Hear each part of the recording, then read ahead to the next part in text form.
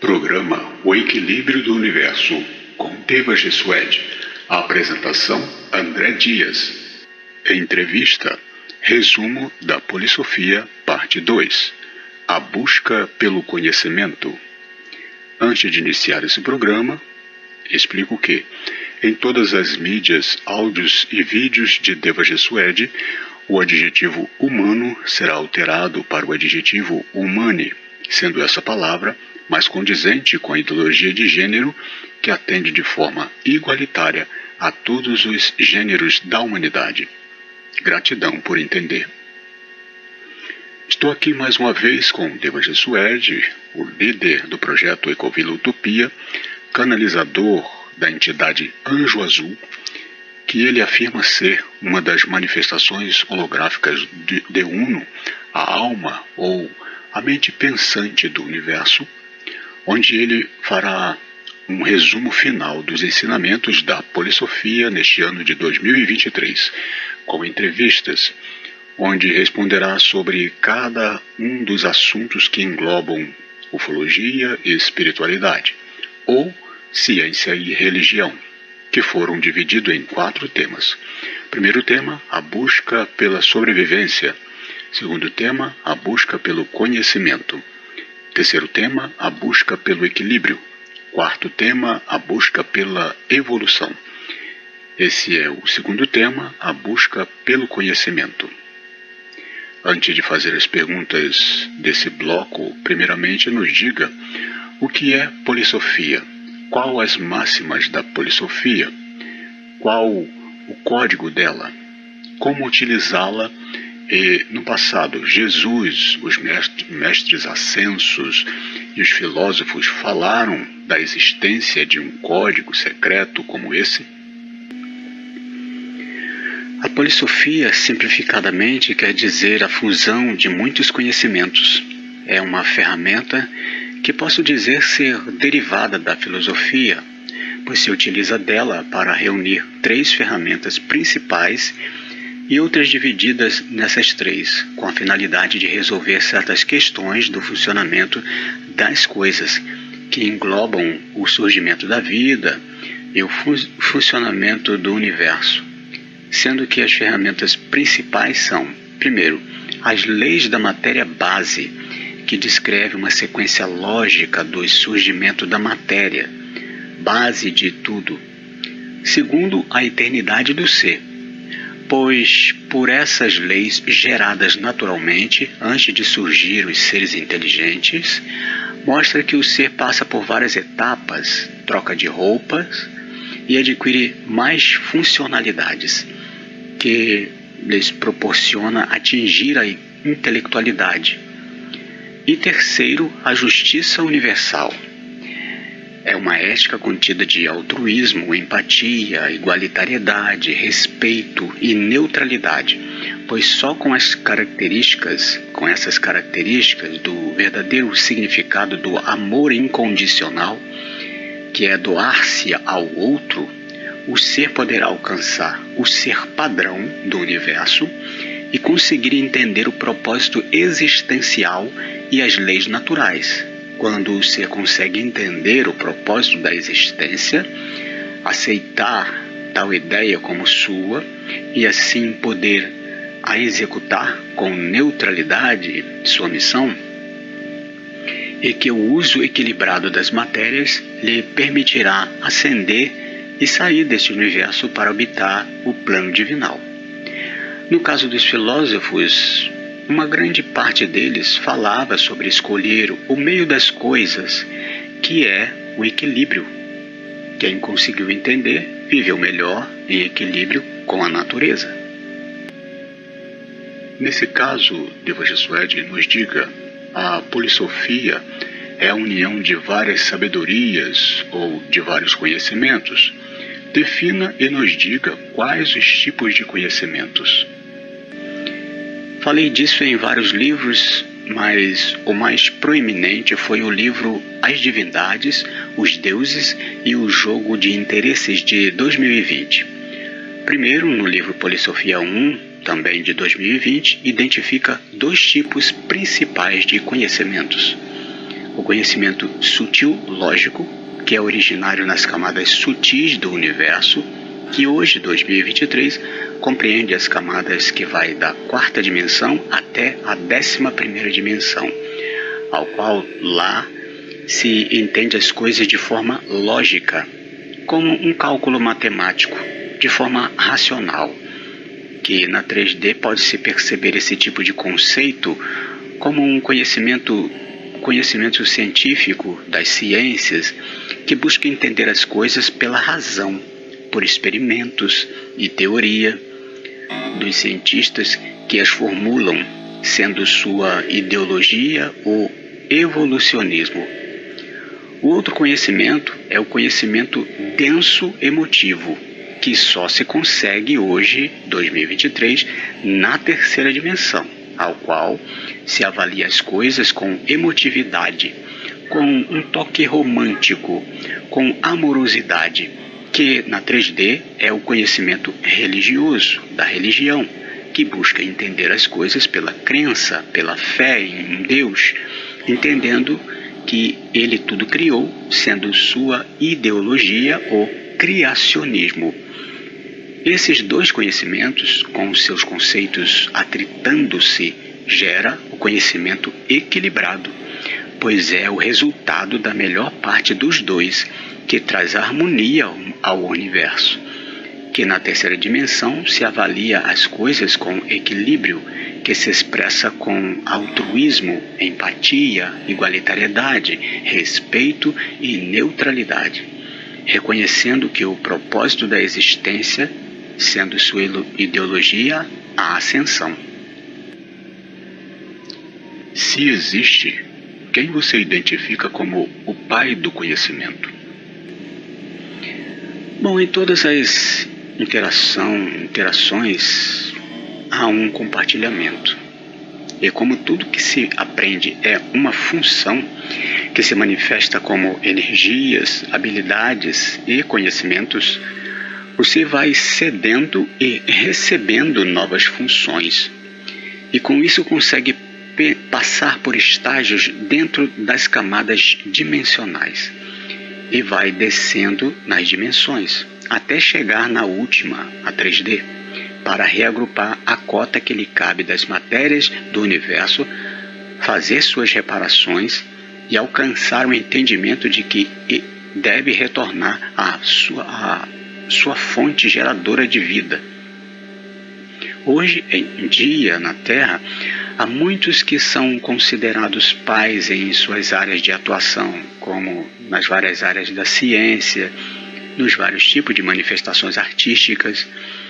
No entanto, na vida do humano, o conhecimento genérico remonta a eras muito antigas, desde o seu surgimento, pois, como diz na Bíblia, o que ela identifica como sendo o Deus único, mas tenho dito que eram os Elohim, os 3 irmãos, filho do rei Anu, rei de Nibiru, seres Anunnaki, que vieram para a Terra encontrar ouro, como o responsável era Enlil, o senhor do mandato, filho da rainha, foi ele reconhecido como o Deus principal, e como seu irmão Enki, o senhor da terra, era o primogênito do rei, mas filho de uma concubina, competia com Enlil a sucessão do trono de Nibiru, ficando assim conhecido como a serpente do Éden, que criou e cedeu o conhecimento a Adão e Eva, por ter inserido em seus materiais genéticos o seu próprio DNA, o DNA Anunnaki. Sendo assim, Enki é o pai da humanidade. Portanto, seria Enki o pai do conhecimento, que na Bíblia, então o pai do conhecimento é a serpente do Éden, que cedeu o conhecimento a Adão e Eva, no qual seu antigo título em Nibiru era Ea, aquele cujo lar é água, e hoje tem sua morada no fundo dos oceanos. De quais conhecimentos Jesus e os filósofos falavam? Platão, um filósofo grego, disse: conheça-te a ti mesmo. E depois dele, Jesus disse: conhecereis a verdade e sereis libertos. Falando sobre a verdade, ela é o que se sabe, o conhecimento sobre algo, sobre tudo, que é o assunto principal dessas duas frases. Darei um exemplo de uma verdade, pois se alguém tem o conhecimento de como construir uma cadeira de madeira, ele conhece uma verdade, a verdade da construção de uma cadeira de madeira. Que tal verdade é um conjunto de funções menores que formam a função maior, pois tenho dito em livros que toda função é uma habilidade, uma energia e um conhecimento, sendo esse especificamente o conhecimento que se tem para a construção de uma cadeira de madeira, pois para se construir uma cadeira de madeira, a pessoa precisa de, primeiro, saber quais ferramentas usar. Segundo, quais materiais precisará. Terceiro, quais materiais de segurança usará. Quarto, saber onde comprar. Quinto, como chegar até o local. Sexto, saber desenhar seu projeto. Sétimo, saber medir. Oitavo, saber serrar. Nono, saber pregar. Décimo, saber lixar. E 11º, saber envernizar ou pintar. Com isso, todos podem perceber que, para se construir uma função, são necessários conhecer várias outras, que servirão de base para a construção de uma função final. Nesse caso, tenho chamado as funções internas de instâncias, pois até essas funções internas possuem um conjunto de outras ainda menores para formá-la. Por exemplo, o item 5 diz que é preciso saber como chegar ao local. Bom, para ir até o local, a pessoa precisará 1. Chamar um veículo de transporte. 2. Para chamá-lo, se faz necessário ter um celular. 3. Terá que ter baixado o aplicativo. E assim, sucessivamente, outros itens. Ou saber qual ônibus pegar. E assim por diante. Voltando à construção de uma cadeira, tudo isso são funções primárias para ser utilizadas na fabricação dessa cadeira no tempo de hoje, 2023, que pode conter mais outros itens por questão de gosto, de cultura, ou pode ser aperfeiçoada num futuro próximo, pois tal conhecimento se aperfeiçoa, se adaptando ao gosto, à cultura de um povo, de cada era que vai passando, pois tudo está em uma constante evolução. Ou seja, a verdade da construção de uma cadeira, assim como toda matéria, evolui, se aperfeiçoa. Então, seguindo esse exemplo, toda e qualquer verdade conhecida outrora, ao receber um acréscimo de novos conhecimentos, mudou para outra verdade. Sendo assim, a verdade é temporã, que serve para ser explorada em um momento da vida humana. Tudo é conhecimento. Costumo dar como exemplo a pedra de tropeço, pois se alguém, ao passar por uma rua, em certo ponto, tropeça em uma pedra, ao passar novamente saberá que em tal ponto daquela rua existe uma pedra, e isso, numa próxima vez, se desviará dela, ou seja, obteve uma nova função que o habilita a conhecer sobre algo e pode passar esse conhecimento, que também é uma função, é uma verdade, para outros, para que outros fiquem isentos de tropeçar em tal pedra. Resuma pela polissofia quem é Deus e, no seu entendimento, foi realmente Deus quem criou o humano e esse universo? Pela polissofia, há 3 manifestações daquilo que se pode entender como sendo Deus. Primeiro, existe um ser que se manifesta na 3D, que criou a humanidade há mais de 300 mil anos, inserindo seu material genético em um primata da Terra que evoluiu. Porém, seus criadores por causa de alguns eventos, de um ser que entenderam ter vindo de um Deus criador de tudo e do dilúvio, se entenderam senhores nobres, e a humanidade passou a adorá-los e futuramente o intitularam como deuses da criação. No entanto, o humano criado, ao absorver as matérias do ambiente terreno, se adensou, diminuiu sua expectativa de vida, até os dias de hoje começar a entender o propósito da existência. Segundo, com a multiplicação da humanidade e das formas de cultos e de se entender, Deus, que por um lado é entendido como um Deus Pai amoroso, misericordioso, bondoso, paciente, temperado, justo, e por outro lado é entendido como um Deus Senhor, tenebroso, nada tolerante, justiceiro, retribui com a mesma moeda, severo, tempestuoso e ditador, gerou-se uma ideia de um Deus justiceiro e a ideia de um ser antagônico a Deus e ao bem da humanidade. Nesse caso, esses que poderiam se dizer ser os alter egos dessas duas ideias de Deus, alguns seres espirituais, de acordo com seus entendimentos, de acordo com suas inclinações e condições, atuam como assessores dessas entidades ideológicas, fazendo o papel de anjos e demos, uns por sentimentos reparatórios e outros por questões predatórias. Terceiro, antes de tudo isso, um ser criou esse universo, mas teve problemas e teve que entrar nele para consertá-lo de dentro. Mas, como se manifesta na camada dimensional mais lógica deste universo, de forma alguma reivindica o posto de Deus ou requer adoração. Bom, sendo assim, seres espirituais da quarta dimensão se apresentam como deuses do lado do bem e como deuses do lado inverso, que ouve as orações de seus seguidores, e alguns espíritos se apresentam como atuando como anjos e demos.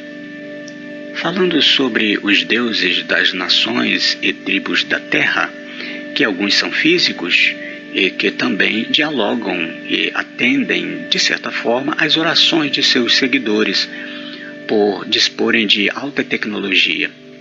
Esses são os seres Anunnaki, os Igiges e seus descendentes, que formam o panteão dos 12 deuses e outros deuses abaixo que compõem uma longa hierarquia.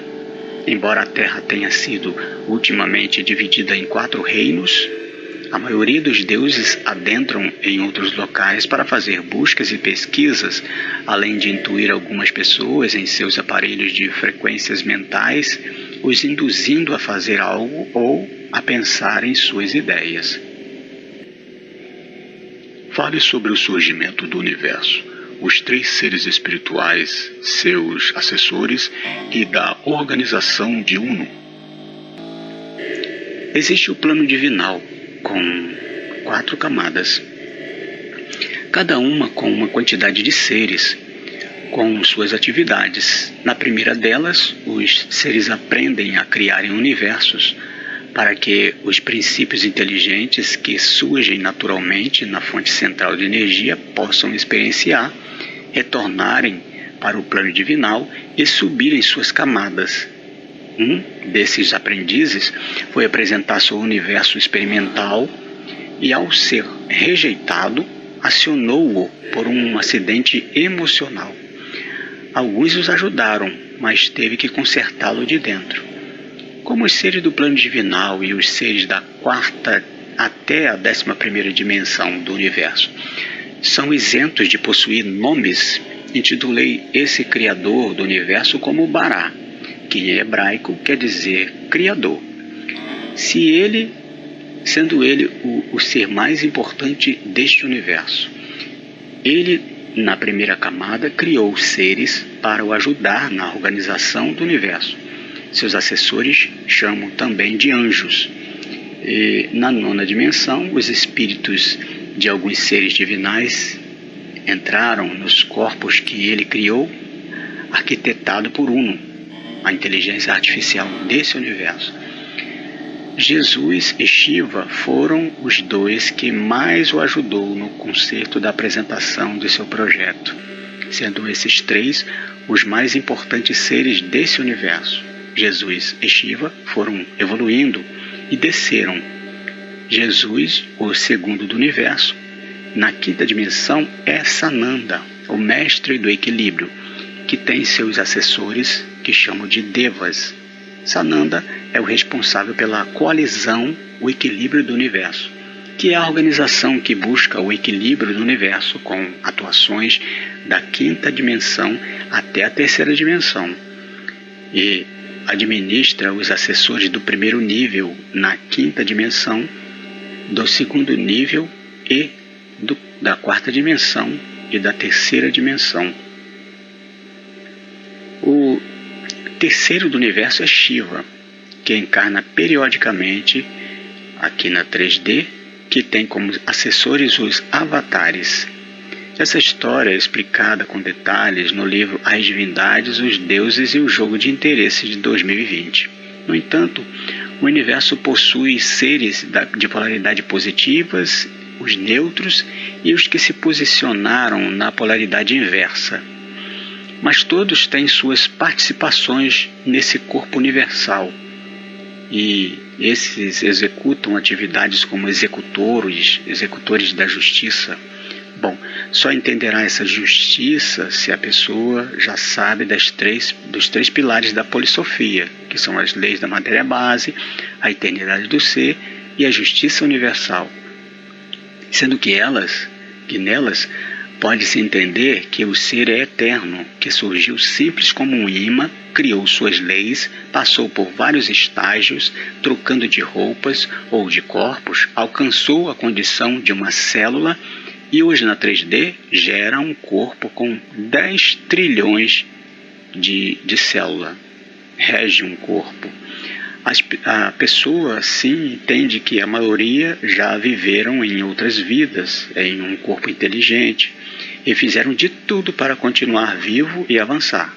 Com isso, serão solicitados pelas leis do universo, como justiça, a se repararem com as matérias e com a utilização que fizeram de outros seres. Os seres de polaridade inversa têm um líder, que coloquei o mesmo nome aceito nas religiões por suas atividades serem similares. Portanto, Lúcifer tem seus assessores, que intitulei de Demos, com 9 formas de atuações, mas todos com níveis de polaridades inversas. Você fala que a 3D é regida pela emotividade e os planos sutis são regidos pela logicidade. Por que isso acontece? Foi Deus quem determinou isso? Tudo que acontece na 3D é natural. Deus algum pode determinar algo tão grandioso. Um ser físico com aparelhos eletrônicos ou com algum tipo de magia gerar algo parecido em um âmbito menor. Poderia gerar algo parecido num âmbito menor, mas fazer isso em toda a 3D, em todo o universo físico, de forma alguma. As camadas sutis, os seres são lógicos. O ser em camadas onde os corpos e as matérias possuem pouquíssimos componentes, e a polaridade inversa, fazendo com que a informação seja lógica e chegar livremente. Mas na 3D, porque os corpos e as matérias possuem uma imensidão de componentes e formou o ser dúbio de polaridade inversa e polaridade positiva, gerou o adensamento das matérias, causando efeitos como o esquecimento, a fobia, a emotividade e a crença. No caso dos seres chamados de espirituais, que os entendo como seres extrafísicos, o poder deles é imensamente menor que os seres da 3D. Isso porque eles são um. Seus corpos sutis são formados por pouquíssimos componentes que estão muito distantes para formar uma célula.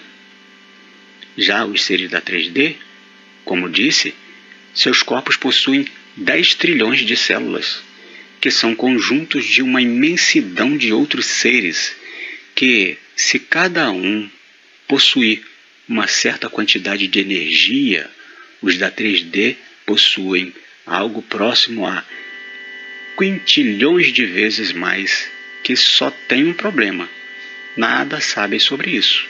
Então, como saberão usar? Incrível isso. Você fala nos livros que escreveu sobre instâncias organais. Explique sua tese. Tomarei como exemplo o corpo humano, que possui órgãos maiores, como o cérebro, o coração, o pulmão, o fígado, os rins, e órgãos menores, como as glândulas.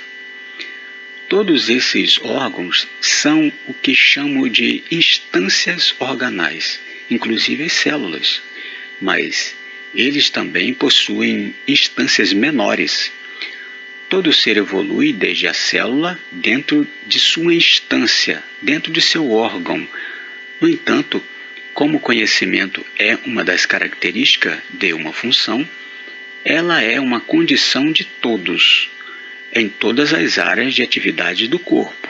Ao chegarem a gerenciar o órgão, depois ele passa a ser uma peça no cérebro, na mesma área que gerencia o seu órgão, sendo agora um gerente administrador do sistema que estava seu antigo órgão, na mesma polaridade, para depois disso gerenciar um corpo inteiro. Para terminar essa segunda parte, com o tema Busca pelo Conhecimento, nos fale sobre sua experiência com o maior buraco negro do universo, a biblioteca das enciclopédias do universo, desde Altazar, seu planeta natal, da quinta dimensão. Bom, falando sobre minha experiência desde a quinta dimensão, uma parte dela estão nos livros O Equilíbrio das Forças do Universo, de 2018, onde fala superficialmente sobre a minha experiência quando criança nessa encarnação. O Equilíbrio da Singularidade 1, de 2020, que contém minha biografia, com meu título de registro em cartório nessa vida. No livro O Equilíbrio da Singularidade 2, de 2021, também uma citação de minha missão na Terra. O livro O Anjo de Luz Azul, também de 2020, descreve a minha biografia cósmica. E por fim, o livro A Luz e a Escuridão, de 2022, que conta a minha experiência com o maior buraco negro desse universo. Vou dizer uma coisa: o que está para vir para mim é muito maior do que tudo que sei, pois o que sei hoje é só uma fagulha do que sou, do que fui e do que serei. Neste momento que escrevo, vi a luz azul que vejo todos os dias há muitos anos. Interessante que todos os livros que li, desde livros ufológicos, de filosofia, livros religiosos, de autoajuda, científicos, entre outros, me ajudaram a compreender e a despertar certas ideias que já estavam dentro de mim, mas que precisavam de uma ou mais peças para completá-los e me fazer compreender e aceitar como verdadeiro tal conceito. Ajudado por seres extrafísicos e físicos, me intuindo, me revelando através de pensamentos, visões e sonhos, e até me direcionando para certas coisas, que fez o ser que sou hoje, muito mais convencido de que estou indo pelo caminho certo e que, O que me espera nesse caminho longo até a quarta dimensão, que deve durar alguns milhões de anos, são coisas maravilhosas. Fui e sempre serei o anjo de luz azul, pois meu contato com a biblioteca das enciclopédias do universo ainda terá seu final. Pois, como sempre digo, todo benefício vem atrelado a um compromisso, e as leis da matéria base prevê uma reparação. Quando estive com esse buraco negro, nós compartilhamos informações. Ele me retirou funções de meu brilho, aprendeu comigo muita coisa, tanto que me cedeu, além de muita informação, quando estávamos em contato, as memórias de Norveus, um mago que conseguiu conquistar um planeta inteiro com sua magia. Então, o caro leitor pode perceber a grandeza do que ele me cedeu e também entender meu compromisso. No entanto, ainda me espera grandes coisas nesse planeta, e como digo que viverei para sempre, quem viver, verá. Eu sou Deva Jesuede, o que vive para sempre, equilíbrio e paz.